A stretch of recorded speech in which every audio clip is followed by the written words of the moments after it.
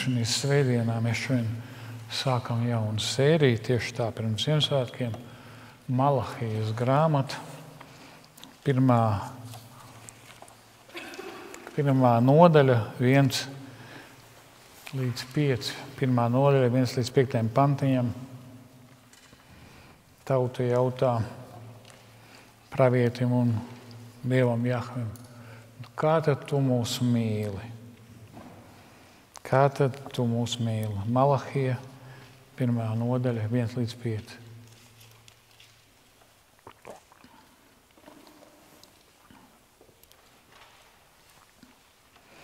Jahves, kunga vārda vēstījums, kas nāca ar pravietu Malahiju. Es jūs mīlēju, saka Jahve kungs, bet jūs sakāt: kā tad tu mīli mūs? Vai Ēzavs nav Jēkaba brālis? Saka Jahve, taču Jēkabu es mīlēju, bet Ēzavu ienīdu. Un viņa kalnus par izpostījumu padarīja, viņa mantojumu par tūkstnešu šakāļiem. Kaut Ēdoms saka: mēs iznīdēti, taču no drupām par jaunu uzcelsim. Tā saka pulku Jahve: viņi uzcels, bet es noplēsīšu.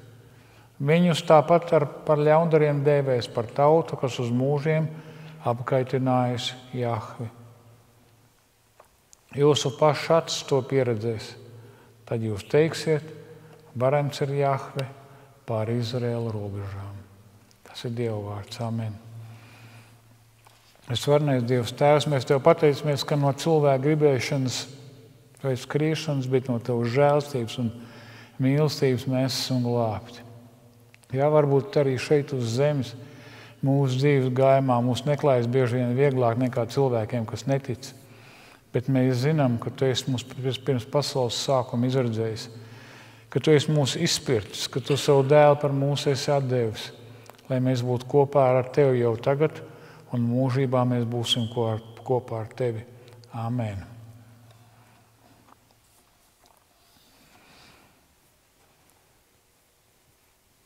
Tauta jautā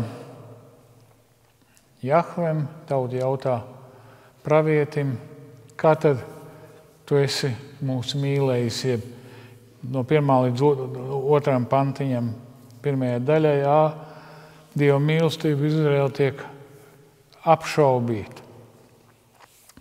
Grāmata iesākās ar šiem vārdiem: Jahves ir vārda vēstījums, kas nācis ar pravietu Malahiju, jeb orākuls. Un tātad šī darba saturs tiek identificēts kā vēstījums, kā pravietojums, kā orākuls, kā nasta, kas ietver steidzamas atbildības un pat briesmu draudus. Lai gan Malahija savu vēstu vērš uz Jūdejas atlikušo valsti pēc trimdes, tomēr 1. pantā mēs redzam, ka pravietis drosmīgi piešķir Jūdejas šai atlikumam, šim nelielajam bariņam seno visaptvarošo apzīmējumu Izraēlis. Tādējādi identificējot to kā atbildīgu par visām derības saistībām un kā visu Dieva derību apsolījumu mantojumu. Kāda tad ir situācija? Šajā laikā no Izraēlas nebija daudz palicis pāri. Asīrija iekaroja un izklīdināja un asimilēja ziemeļu ķēniņu valsti 722. gadā pirms Kristus. Un Babilonija, to dienvidu valsti, atcerieties, 12 cilts, 10 cilts veidoja ko? Izraēlu, ja? Un 2 cilts, Jūdeja un Simeons, dienvidu daļa, dienvidu cilts, ko sauc par Jūdeju, kur bija Jeruzalem. Un tātad pirmā tika aizvest elgdievības dēļ asimilēt Samārija, jeb ziemeļu cilts, Izraēla, un vēlāk 587. gadā, 86. gadā pirms Kristus. Babiloniju Nabukadnecars iznīcināja un deportēja dienvidu valsts Jūdeju un tās iedzīvotāju. Daļa atstāja, bet visu krējumu, visus cilvēkus, ko nenokauja, to deportēja uz Babiloniju. Jūdijas iedzīvotāji bija nesen atgriežušies Persijas impērijas aizgādībā, un mēs varētu teikt, nosacīt nesen, jo Malahijas kalpošana norisējās gandrīz 100 gadus pēc Kīra dekrēta, jeb edikta, 538. gadā pirms Kristus, kas izbeidza Babilonijas gūsta un ļāva ebrejiem atgriezties dzimtenē un atjaunot templi, kā mēs redzam 2. laika grāmatā 3.6.23. Un, varbūt jūs atcerieties, mēs esam runājuši, ka pirms 19. gadsimta beigās, 20. gadsimta sākumā neticīgie cilvēki smējās par Bībeli, par kristiešiem, teica, ka tā nav taisnība. Kurš tad labprātīgi atļaus saviem gūstekņiem atgriezties mājās, ja, pielūgt savus dievus un tam līdzīgi. Līdz tika atrasts kas? Kīra cilindrs. Pirmais, vēlāk atrada arī cits artefakts. Kas ir artefakts, zinat, ja? Artefakts ir tehnisks termins, tātad šīm vēsturiskajām lietām, vēsturiskajām relikvijām, tādā nozīmē ne reliģiskajām, bet relikvijām, piemiņas lietām vai lauskām māla vai kam. Un tas bija tāds Kīra cilindrs apmēram ir cik sprīdis, liels, apmēram tik biezs, grūti pateikt, tik 5-7 centimetri un aprakstīts apkārt. Ja?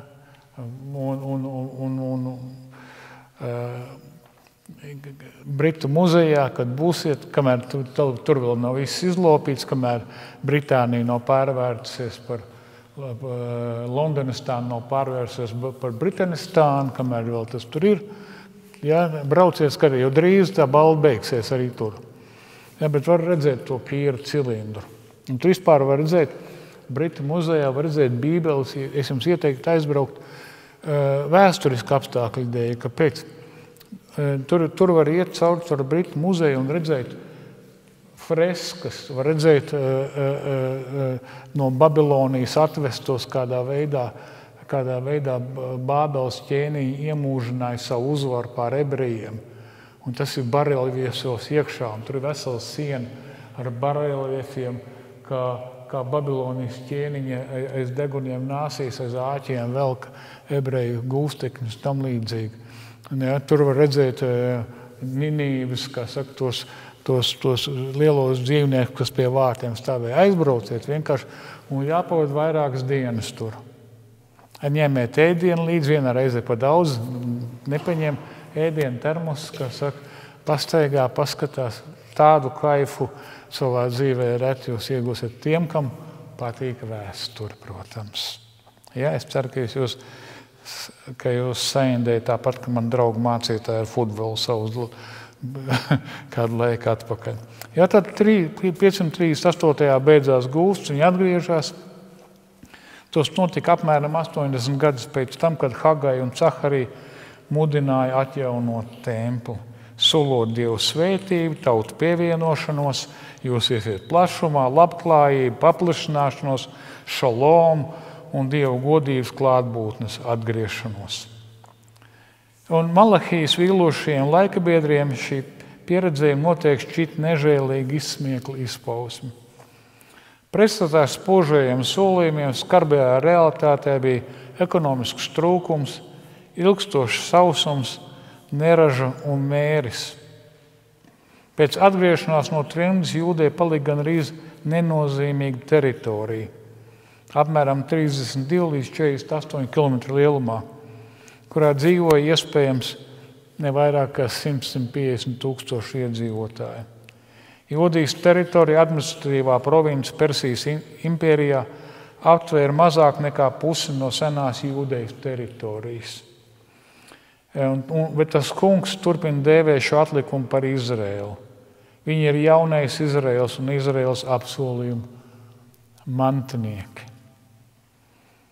Lai gan viņi baudīja Persijas apgaismotās reliģiskās tolerances un ierobežotas pašpārvaldes politikas priekšrocības, ebreji asi izjūt savu pakļautību svešai varai un cieta no pastāvīgas pretestības no kaimiņiem.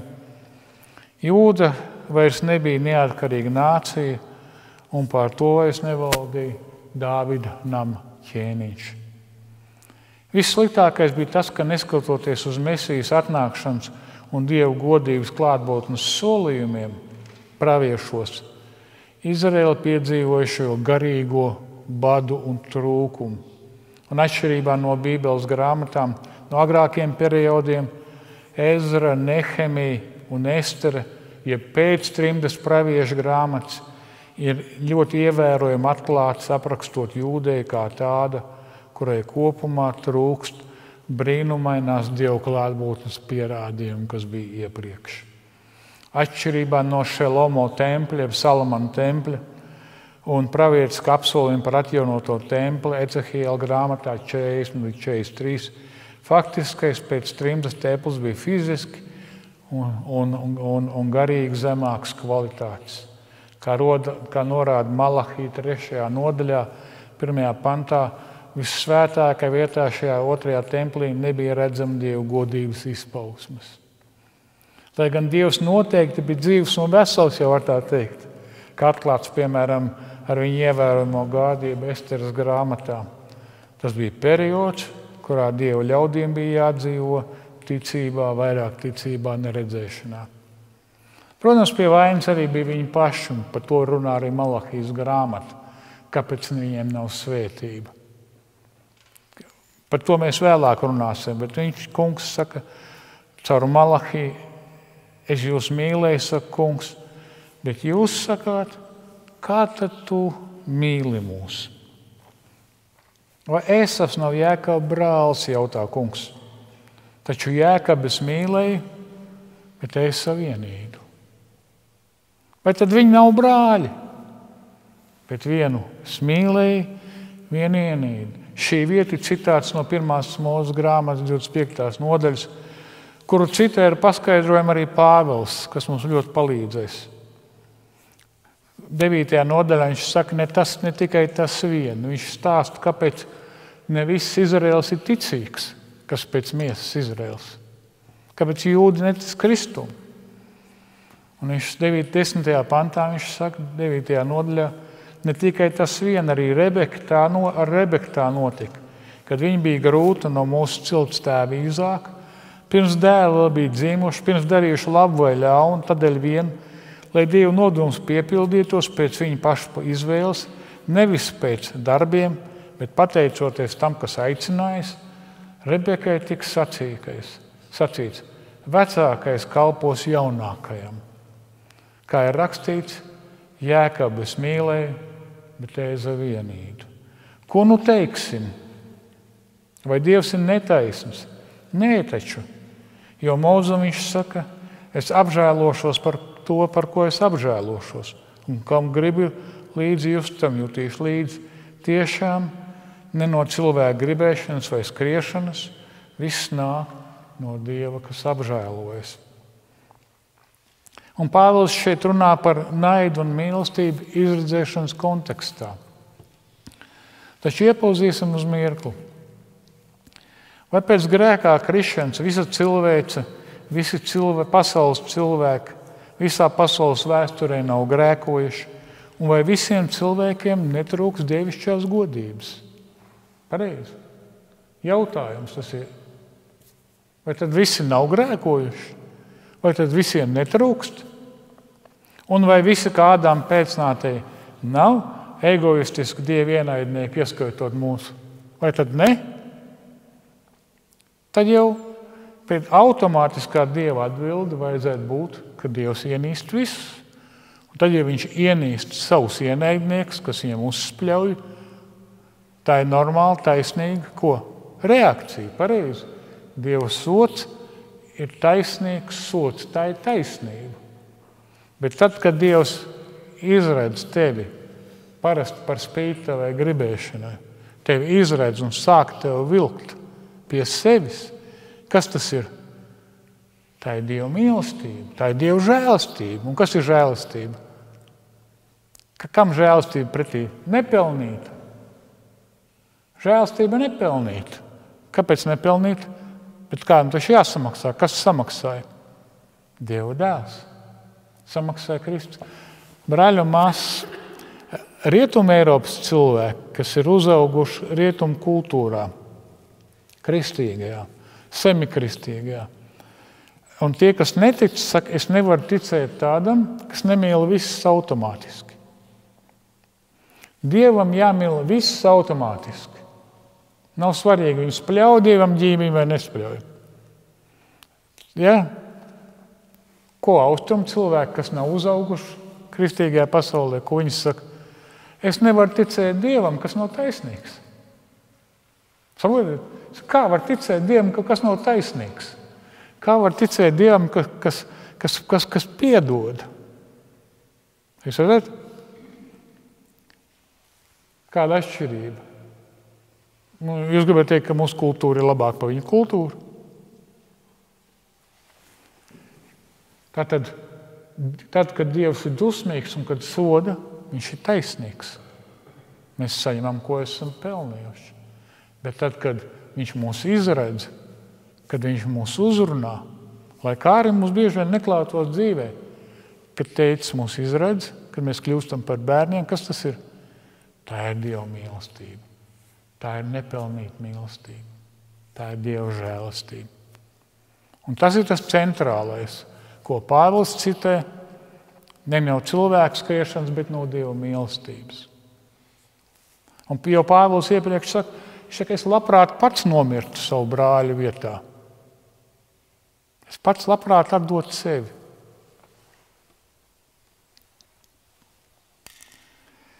Un mēs redzam Dieva izredzēšanas rezultātu tajā, ka Ēzavs nevien nepiespiests pārdeva savus vecākā brāļa pirmtiesības par zupas šķīvi. Viņš nonievāja savu pirmdzimtību, kā 1. Mūzes grāmatā teikts. Kādā veidā parādījās, ka viņš nav izredzēts? Viņam to nevajadzēja. Jēkabs atnāca teica, viņš saka, atdod man savu pirmdzimtību. Čels bija noguris, viņš saka, es gribu ēst. Ja man nevajag glābšanu. Man nevajag paklausīt Kristumu. Es gribu zupas šķīvi. Tagad. Pēc tam viņš bļāva, kad viņš saprata. Un tā bļaušana, ko mums priekšvēst? Bļaušana, kas būs pēc tam, kad augšām celšanās. Vēlāk brālis bļāva, kad viņš saprata, ka joki nav, ka tēvs sveitīja Izāku un Jēkabu nesveitīja. Piedodiet, Jēkabu, ka Izāks sveitīja Jēkabu nevis. Atcerieties, ja? Brālis atnāca, viņš saka, vai tev kaut kas nepalika? Nē, tu pārdevi. Dievs, vai mēs nevaram kaut ko izmainīt? Nu, vairs nevaram. Dzīves laikā to varēja. Varbūt kādu brīnumu vajag. Dievs varbūt tās, ja kādu augšām celtos, mēs ticētu. Ko Jēzus atbild? Atcerieties, nabagais un bagātais un Abrahāms sūta kādu, lai augšām ceļas. Ja augšām cels, es redzēs, ka miroņi augšām ceļas, viņi ticēs. Un ko viņš atbild? Viņiem sludināts Mūzes, viņi netic. Ja viņi vārdam netic, necēs tāpat. Es saku, jo kādreiz bija tāds raidījums, Pozners bija tāds, kurš vienmēr beigās uzdevināja, ko tu teiksi Dievam. Viņam bija intervijas un beigās, ko tu teiksi Dievam. Un vienmēr teica, un vienmēr tā doma bija, man nepietika, lai es tev ticētu pierādījumu. Te ir. Ja tev šitas tev nepārliecina, tev nekas nepārliecinās, draudziņi. Tas ir viss. Tas ir viss. Ja? Tātad, kur tā mīlestība parādās, ka Dievs izmainīja mūsu sirdis? Viņš paņēma un uztaisīja ko? Sirds operācija. Kad sirds operācijas sāk taisīt? Sen. Garīgās sirds operācijas tika taisīt jau sen, nevis pagājušā gadsimta vidū, beigās, bet sen sirds operācijas. Cilvēkiem tika mainītas sirds. Nekas mazāks nederēja. Nekas mazāks bija jānomaina mūsu akmens sirds uz ticīgām sirdīm. Ko tad ebrejiem saka 12. nodaļā, ebreju vēstules autors? Lai neviens nekļūst tik izvirts un pasaulīgs kā Ēzavs, kurš par vienu ēdienu pārdeva savu pirmdzimtību. Jūs taču zināt, ka vēlāk, kad viņš gribēja iemantot svētību, viņš tika atmests. Un kaut ar asarām viņš to meklēja, tomēr vairs nevarēja mainīt savu tēvu prātu. Un tas ir tas brīdinājums. Tas ir tas brīdinājums mums šodien caur Malahiju, Ēzavis ienīda Jēkabs mīlēja, neatdot. Neatdot pa zupu šķīvi savu glābšanu. Neatdot savu glābšanu. Mēs redzam Dieva izdarīšanu arī tajā, ka Rebeka ar Jēkabu piemānīja aklo Īzaku, un viņš svētīja jaunāko ar vecāko pirmdzimtības privilēģijām. Mēs redzam Dieva izredzētību, mīlestību Jēkabu pārbaudījumos, bagātībā un pazemošanā par spīti viņa grēkiem, vājībām. Mēs redzam izredzēšanu tajā, ka ēdomieši vajāja Izraēlu un līdzdarbojās babiloniešu karaspēkam Jeruzalemes izlaupīšanā. Paklausieties no vārdas no Obadija grāmatas, lai jūs saprastu, ko tad viņi darīja. Kad tiek uzrunāts Ēzavs par to, ko tu darīji pār savam brālim Jēkabam, tu tiksi ietērts kaunā, iznīdēts uz mūžiem. Tajā dienā tu viņu pameti, tajā dienā naidnieki laupīja manti. Svešinieki nāca pa viņu vārtiem un met kauliņus par Jeruzalem. Tu biji viens no viņiem. Tādēļ tu vairs neuzlūkosi savu brāli nelaimes dienā. Tu nepriecāsies par Jūdas dēliem posta dienā un lielu mutu vis netaisīs ciešanu dienā. Tu neienāksi pie manas tautas vārtiem nelaimes dienā. Tu neskatīsi viņu bēdas nelaimes dienā. Tu nesagrābsi viņu mantu nelaimes dienā. Tu nestāvēsi krustcelēs kaudams bēgļus. Tu nenodosi palikušos ciešanu dienā. To visu viņi darīja. Viņi piedalījās līdz ar Nabukadnecaru karaspēkiem Izraēla izkaušanā. Psalmā 137 piemini Jahve edomiešiem Jeruzalemes dienu, kad tie teica: ārdiet to, ārdiet līdz pašiem tās pamatiem. Bet viņi ir brāļi. Un tad, kad Izraēls nāca laukā no Ēģiptes, ko Dievs viņam teica? Es tev aizliedzu iet ar varu caur Edomu. Tas tavs brālis, ja tu nesurunās, ej apkārt.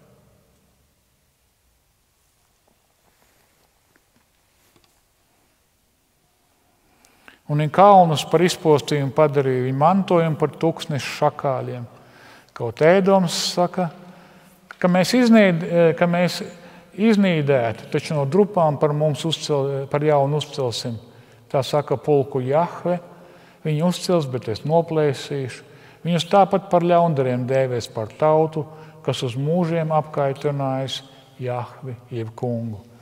Malahijas laikabiedriem droši vien šķiet, ka pravietis pieļāvis briesmīgu kļūdu, vai nav pareizi sapratis Dievu, minot Izraēļu un Ēdomu atšķirīgos nacionālos likteņus, kā pierādījumu Izraēļu labvēlīgiem statusam. Ja Dievs bija izredzējis Jēkabu, nevis Ēzavu, kāpēc viņš pieļāva, ka viņa tauta 586. gadā pirms Kristus piedzīvoja savu valstu izpostīšanu Nebukadnecara vadībā un pavadīja 70 gadus Bābeles gūstā, kamēr Ēdoms palika neskarts un šķiet tik iegūta no Izraēļa zaudējumu. Tomēr Malahijas savu viedokli izsaka atsaucieties uz Jeremijas 9:10. 2 gadsimtus iepriekš Jeremija pasludināja Jahves gaidomu spriedumu pār Jūdeju. Es pataisīšu Jeruzalemi par drupām un šakāļu midzeni. Jūdas pilsētas pārvērtīšu par izpostījumu, kur neviens nemīt. Vēlāk jau pravieši saka, kāpēc te viņi ciet? Ar viņiem tika slēgta derība. Un ko viņi darīja? Viņi atmeta derību.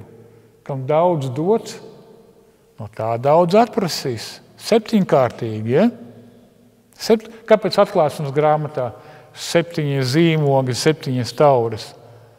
7kārtīgs sots par derības pārkāpšanu. Arī šeit.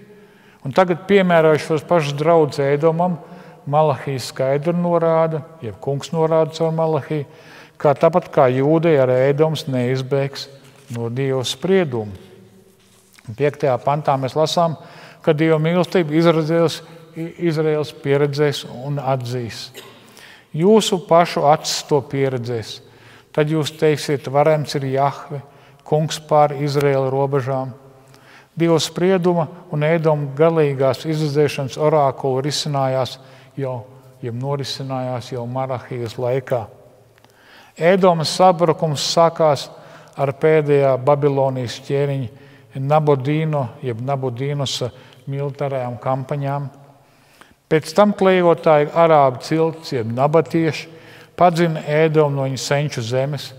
Visticamāk šo spriedumu arī pabeidz, jeb īstenoja šie nabatieši arābi, kas pakāpeniski izspieda ēdomiešus no viņa dzimtenes.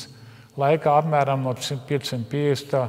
līdz 400. gada sākās šī izspiešana, liekot viņiem apmesties uz dzīvi apgabalā, ko vēlāk nosauc par Idomēju. Jums kartē ir Idomēja. Tā ir daļa no Jūdejas. Tā ir bijusie Jūdeja. Būdam daļēji klejotāji, nabatieši ļāva Ēdomas pilsētām iet postā, kamēr viņi ganāmpulku nobradāja un iznīcināja iepriekšējo Arāmu zemi. Kamēr Jūdeja pēc soda tik žēlsirdīgi atjaunot, atspoguļot Jahves mīlestību pret savu tautu, Ēdomas spriedumam bija jābūt pastāvīgam un neatgriezeniskam.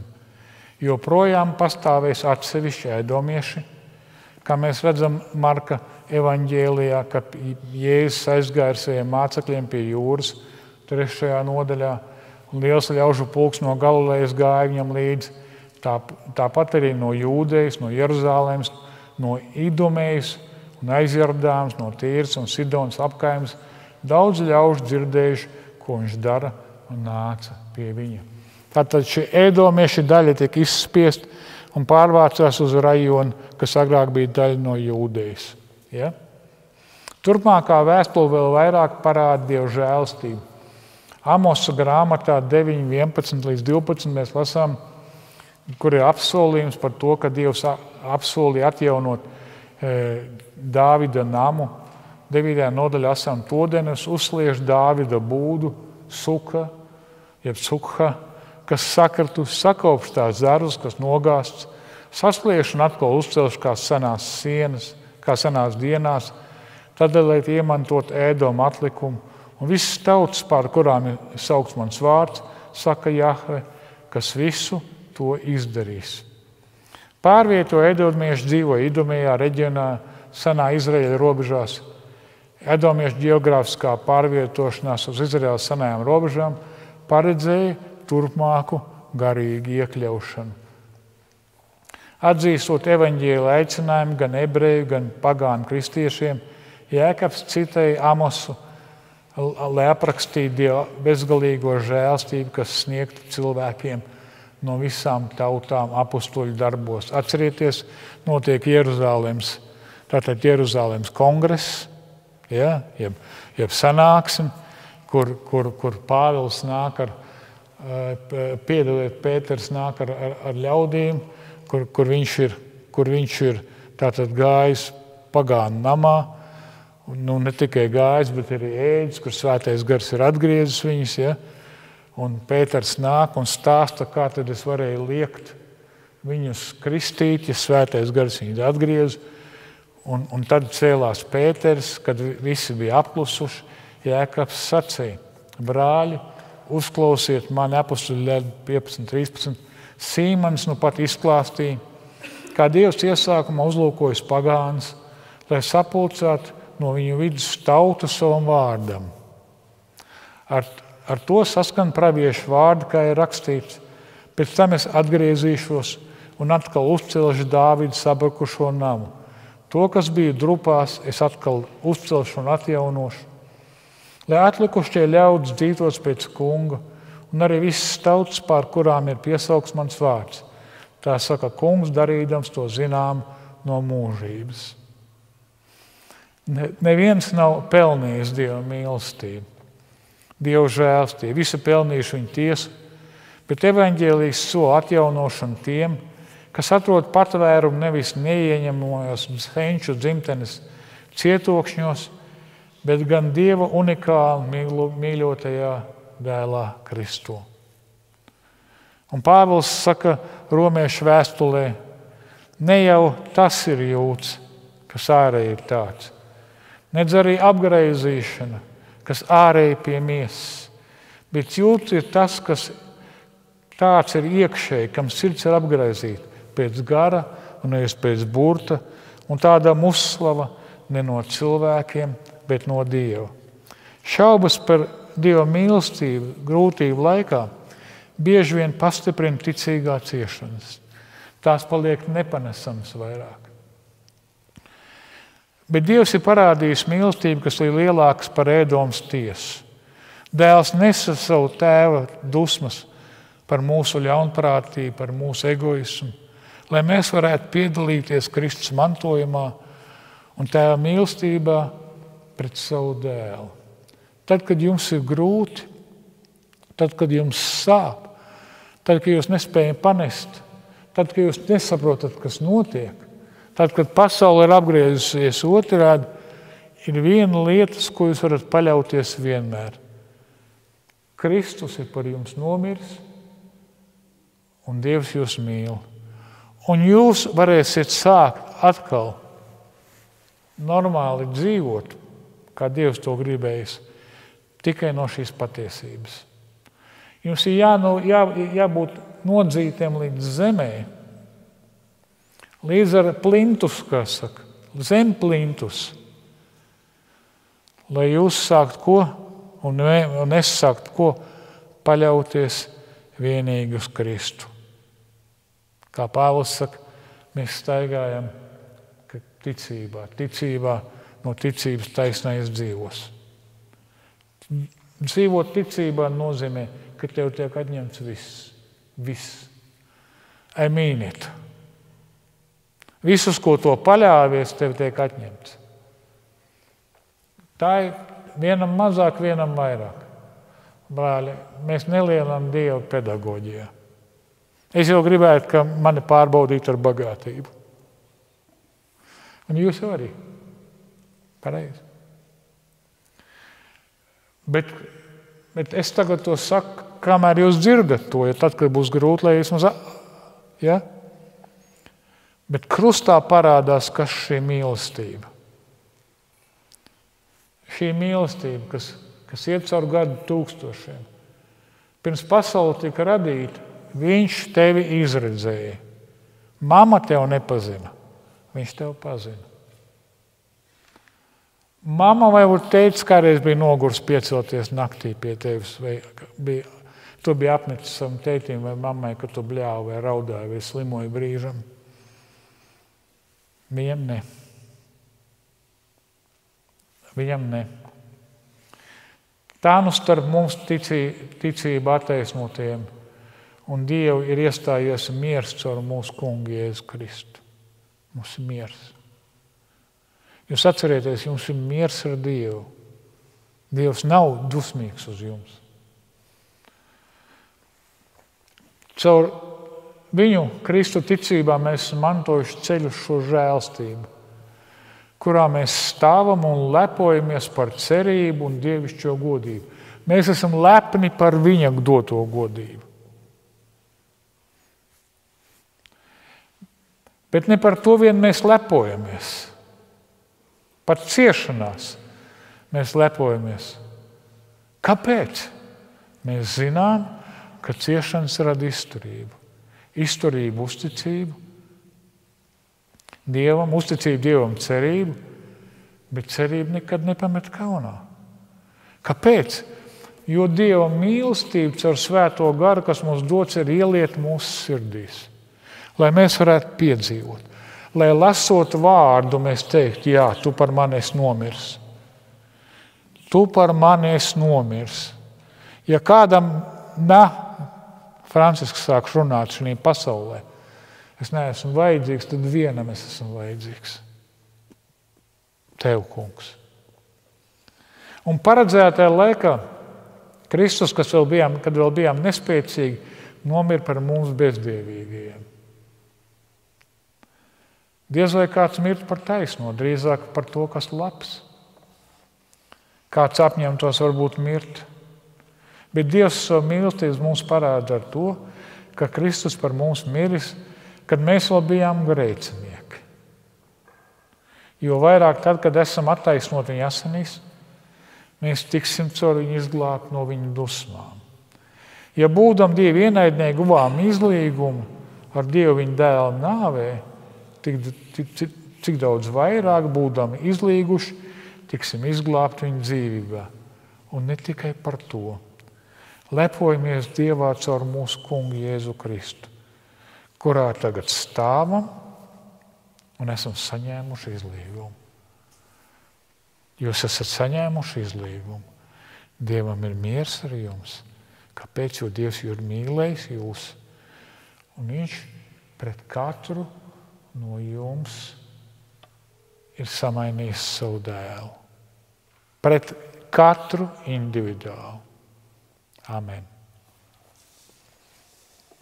Svarīgais Tēvs, lai šī patiesība ļauj mums grūtā laikā vienmēr atcerēties, ka ne jau no mūsu skriešanas, no mūsu taisnās stājas, bet no Tavas mīlestības un žēlstības mēs esam izredzēti. Un lai šī izredzēšana, šī izredzētība, Tava mīlestība dod mums spēku iet tālāk, atkal celties, kad esam pakrituši. Amen. Būsiet mīļi gaidīt uz mūsu draudzes dievkalpojumiem svētdienās Lāčplēša ielā 37.